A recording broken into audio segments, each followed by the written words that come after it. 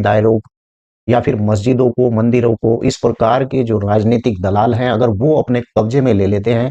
तो वहां पर धर्म नहीं रहता है, वहां पर रहता है धर्म के नाम पर धंधा।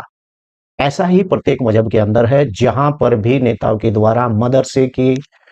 इल्मी इदारों की या फिर मस्जिदों की या फिर मंदिरों की इस प्रकार से देख-रेख कर रहे हैं, तो समझ जाइए वहां पर बिल्कुल भी धर्म नहीं है, धर्म के नाम पर एक धंधा है। क्योंकि मैंने इसका बहुत अच्छा जायजा लिया है।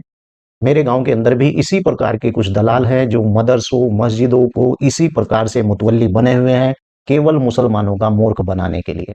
तो चलिए आज की इस वीडियो में हम विस्तार से जानेंगे कि खाद की जमीन के गड्ढे पर अगर आपने कब्जा कर लिया है, तो क्या इस प्रकार की जो सरकारी जमीन है, क्या उसके ऊपर आपको मालिकाना हक मिल सकता है? विस्तार से इस वीडियो में मैं आपको बताऊंगा कि अगर इस प्रकार की कोई भूमि अगर धार्मिक स्थान पर भी है, तो उस भूमि का क्या होगा।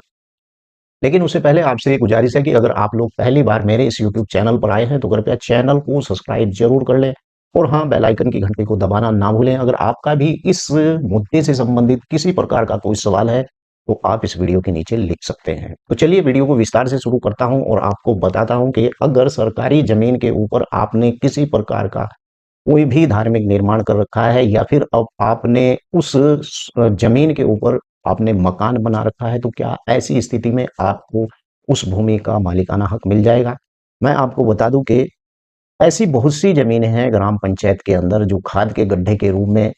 और मैंने कल भी इस पर वीडियो बनाई थी कि किस प्रकार की जमीन है, आखिर इस जमीन का मालिक कौन होता है जो इस प्रकार की सार्वजनिक उपयोग की भूमि होती है। सबसे पहले मैं आपको बता दूं, अगर आपकी ग्राम पंचायत में कोई भी भूमि है और वो सरकारी भूमि है, तो उस सारी जमीन का अधिकार ग्राम पंचायत को होता है। या फिर आपके यहाँ पर अगर कोई नगर पंचायत है और नगर पंचायत के अधिकार में इस प्रकार की जमीन आ रही है, तो उसका पूरा प्रबंधन नगर पंचायत को होता है। लेकिन नगर पंचायत उस भूमि की मालिक नहीं होती है, मालिक केवल राज्य सरकारी होती है। लेकिन ये प्रबंध धारा 59 के अधीन, ग्राम पंचायत के नियम के अनुसार धारा 59 के अधीन ये सब जितनी भी इस प्रकार की भूमि होती है,